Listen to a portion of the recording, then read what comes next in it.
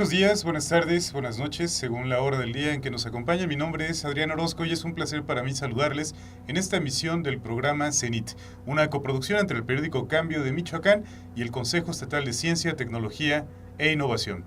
El día de hoy vamos a tratar un tema que nos parece altamente relevante desde la investigación psicológica, desde la intervención psicológica, cómo podemos apoyar a las parejas que están sufriendo un divorcio, sobre todo en un contexto en el que ya hay una familia por la cual responder, ya hay hijos, y en este sentido el divorcio resulta doloroso, resulta complicado, no solo para quienes lo están viviendo, sino también para todos quienes están cerca, en particular los hijos. Y para ello hemos invitado a la maestra Nidia Obregón Velasco. Ella es profesora e investigadora de la Facultad de Psicología aquí en nuestra Universidad Michoacana. Gracias, maestra Nidia, por acompañarnos. Muchas gracias por invitarme. Es un placer estar acá. Partiendo de esta premisa, ¿qué tiene que ofrecer el campo de la investigación y del tratamiento psicológico a las personas cuando sufrimos una ruptura de pareja ya en el matrimonio, ya en una familia? Muchísimo. Yo quiero invitar a todos aquellos que estén pasando por esta situación a que se acerquen precisamente a la Facultad de Psicología, que tiene un centro de intervención psicológica donde no solo los estudiantes apoyan, sino hay terapeutas formados para esta situación que les pueden apoyar durante esa crisis familiar. Algo muy puntual que quiero decir es que se acerquen, porque el paso para acudir, pedir la consulta y acudir al proceso, eso es lo que hace la diferencia. Hay una cultura generalizada de acudir, por ejemplo, al médico cuando ya la enfermedad está en nuestros cuerpos, en nuestro organismo. No tenemos quizá aún desarrollada la cultura preventiva, pero aún es más difícil que busquemos la ayuda y la asesoría psicológica. Así es. Porque no consideramos de pronto necesario acercarnos a recibirla, puesto que hemos crecido y hemos vivido siempre la idea de que podemos resolver nuestros propios problemas. ¿Cómo podemos identificar que estamos ante una situación que nos rebasa y que ya necesitamos una ayuda profesional y una ayuda externa? La manera que lo identificamos es cuando, por más que he hecho, ya he intentado varias soluciones y el problema se acrecenta, sigue, e incluso el malestar y la sintomatología o las consecuencias que está trayendo ya son mayores. Nosotros decimos que cuando es un buen momento, cuando siento que ya me rebasó la situación. Siempre acudimos a los amigos o acudimos a la familia o acudimos hasta con los sacerdotes, pero los psicólogos están formados precisamente para apoyar en ese tipo de transiciones de la familia, como puede ser una ruptura matrimonial y por supuesto en pro siempre de los hijos, que son las mayores víctimas cuando existe este tipo de casos. Desde su experiencia en términos de la atención a parejas en este proceso, ¿cómo sufren los hijos? ¿Qué consecuencias se manifiestan en ellos cuando están asistiendo a la ruptura de lo que ellos han visto como su familia toda su vida y de pronto pues lleva a situaciones no deseadas, un bajo rendimiento escolar, tal vez están desarrollando ellos sus propias patologías y no nos damos cuenta, o estamos limitándoles para que en el futuro se relacionen correctamente con otras personas? ¿Qué es lo frecuente en estos casos cuando hablamos de los hijos? Lo que tú ya citaste precisamente, pero también va a depender de la edad. Regularmente los hijos escolares lo que van a tener una repercusión va a ser directamente en la escuela. Problemas de conducta, de relación con los chiquitos y de bajo rendimiento, como ya lo citaste. Cuando son adolescentes también va a haber una repercusión en la escuela, pero sobre todo ahí va a haber rebeldía, más oposición, incluso abuso de drogas, ¿no? Muy frecuentemente. Y ahorita lo que nos estamos encontrando más es como autolesiones, que es cuando el chico se corta, ¿no? Atenta contra su vida, se enfrenta con otros chicos o con otras personas a golpes, en donde hay como lesiones. Eso es muy frecuentemente en los jóvenes. Y en los pequeñitos o en los bebés, lactantes y demás, claro que también hay consecuencias y lo que vamos a ver es que está más hiperactivo, está más inquieto, tiene problemas para dormir. Correcto. ¿A quién se atiende? ¿A los hijos, a la pareja o es una atención integral dirigida a todos los involucrados en un proceso de esta naturaleza? A todos. Obviamente va por fases, no se cita a todos de un jalón, se va citando por partes de tal manera que se vaya teniendo un panorama más claro de la situación y después se juntan precisamente para que la comunicación fluya. Lo que pasa mucho en las familias es que no nos decimos las cosas o cuando nos las decimos ya no las decimos enojados, tensos, cuando está el conflicto y la emoción. Y no se capta el mensaje realmente, sino se capta la emoción y se responde a ella. Entonces, más bien lo que se promueve es una comunicación clara, directa y en su justa medida.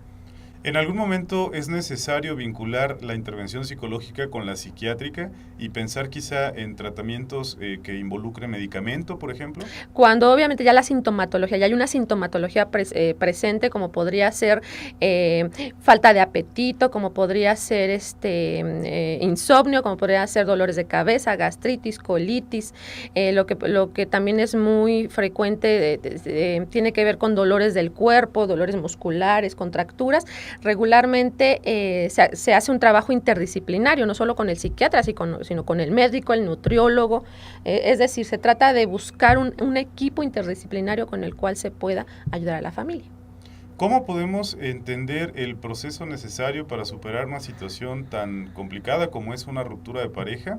En términos de vivir nuestro duelo, de sanar lo que sea necesario sanar y continuar adelante con nuestras vidas sin afectar o afectando lo menos posible, claro que va a haber una afectación a los hijos y al resto de la familia. Esta es una capacidad que deberíamos tener de manera natural los seres humanos. ¿Qué pasa? ¿Por qué de pronto no sabemos resolverlo solos? No quiero decir que el psicólogo venga a darnos algo que no tenemos ya, sino pues es una orientación, una guía, ¿no? Pero ¿qué sucede ahí? ¿Por qué de pronto hay algo que nos rebasa y que no podemos resolver con nuestros propios medios? Aquí voy a citar eso de que los toros desde adentro no se ven igual que desde afuera. Cuando uno está dentro del ruedo, no alcanza a ver todo el panorama ni todos los que están implicados en las posibles salidas para salir ahora sí que del problema. Y sin embargo, alguien que está afuera puede ayudarnos precisamente a ubicar de mejor forma nuestros recursos, porque todos salimos avantes con nuestros propios recursos. Ahora, lo más importante dentro de una crisis por divorcio es que los padres acepten que se va a romper el lazo conyugal, pero no el lazo parental.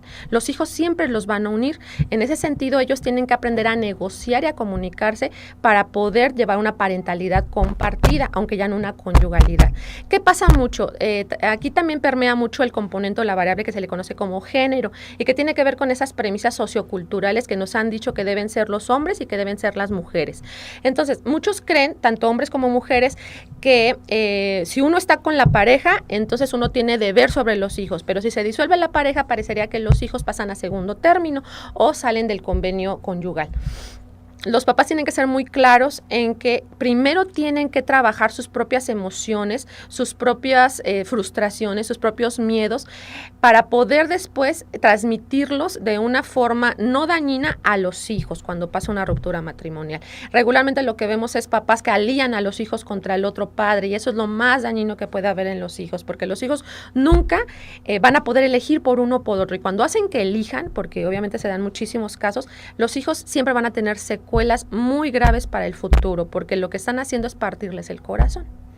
Claro, todos respondemos diferente, desde luego, pero sí. En una situación muy complicada, buscando la ayuda correcta, ¿cuánto tiempo toma, más o menos, llegar a resolver algunas de las situaciones más urgentes y a reencontrar la estabilidad y la salud en las relaciones, en la nueva situación de vida que implica ya la ruptura, en la relación con los hijos, justamente? ¿De cuánto tiempo hablamos para recuperar ciertas normalidades? Va a depender muchísimo de las circunstancias en las que se dieron la separación y de las circunstancias en las que ya venía la pareja precisamente en el proceso para decidir separarse. Hay parejas en las que el conflicto no es tan grande y entonces cuando se separan no pasa de un mes incluso o 2 meses en los que ellos se pueden poner de acuerdo para los hijos. Pero en las parejas en que ya traen una historia larga precisamente de mucho conflicto, de mucha tensión, de mucho rencor, en ellas cuesta un poquito más el trabajo porque hay que trabajar primero con ellos como seres, como individuos. Y puede tardar hasta 6, hasta 1 año en ponerse de acuerdo. ¿Sí? Va a depender también un poco del enfoque con el terapeuta que acudan. Recordemos que en la psicología hay diferentes enfoques de intervención. Los enfoques que más han, digamos, sido efectivos para las crisis de divorcio tienen que ver con los enfoques sistémicos familiares, porque precisamente lo que promueven es la comunicación al interior de la familia. Correcto, y para llegar a otros estadios ya más avanzados, pienso, por ejemplo, cuando la pareja que ya está separada encuentra a su vez nuevas parejas y de pronto los hijos tienen que convivir con el papá, con la mamá y con las parejas de ellos, las nuevas parejas de ellos. ¿Cuánto tiempo será necesario quizá en el promedio para poder llegar a esta fase de manera saludable y de manera que se afecte, pues como ya lo hemos mencionado, lo menos posible a los hijos? Un proceso de duelo normal se dice que lleva más o menos alrededor de 2 años. Pero eso muchos teóricos también ya lo han cuestionado porque un proceso de duelo puede incluso tardar mucho menos o más. Es decir, el proceso de duelo es un tiempo en el que yo me dedico precisamente a sanar las heridas que me ha dejado la pérdida anterior. Pero esas pérdidas van a depender de mis pérdidas anteriores. Entonces, si yo tengo mucha acumulación de pérdidas anteriores mal elaboradas, de las que se siguen acumulando van a hacer esto más grande.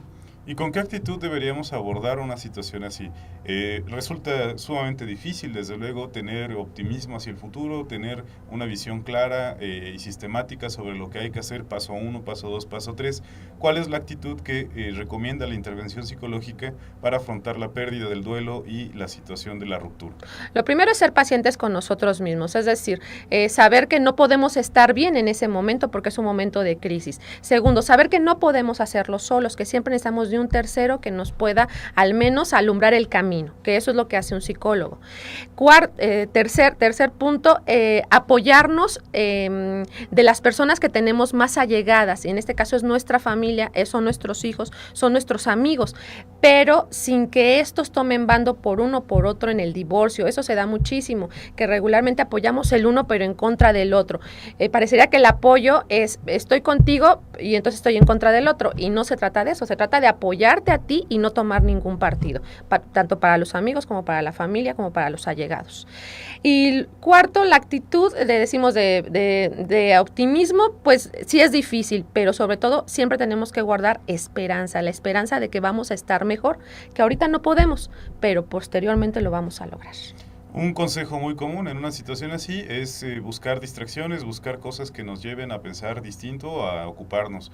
Pero ello también da pie en un momento dado a los excesos, a refugiarnos, por ejemplo, en el alcohol o en las fiestas o en otro tipo de acciones que puede que no sean las más beneficiosas. ¿Cómo se maneja el tema de los excesos cuando se busca justamente sacar la atención del problema y llevarla a otro lado? Sí, efectivamente, regularmente lo que tratamos es de evadir el problema y la evasión del problema se da con todo esto que está citando, con el abuso del alcohol, con el abuso incluso del sexo, con el abuso de la comida, con el abuso del trabajo.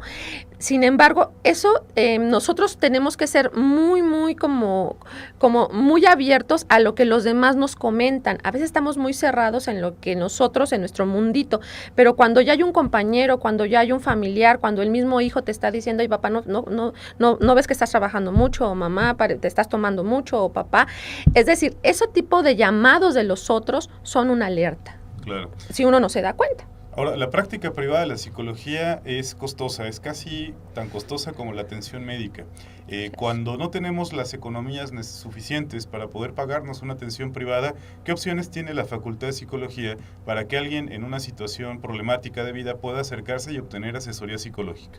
En nuestro centro de intervención psicológica, de hecho, se les hace un estudio socioeconómico y se les cobra de acuerdo a sus posibilidades. Esa es una opción. Lo otro es que hay muchos programas que los profesores investigadores tenemos con los cuales apoyamos a ciertas poblaciones. En este momento, por ejemplo, hay unas pasantes de psicología que están trabajando en el Tribunal de Justicia, en el Centro de Convivencia, donde están apoyando a parejas precisamente que se encuentran en proceso de divorcio complicado, y en donde los hijos están de por medio y está habiendo lo que se le conoce como alienación parental.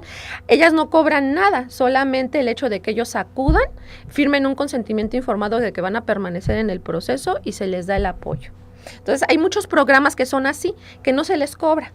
Entonces, simplemente es acercarse, preguntar y una puerta siempre se va a abrir.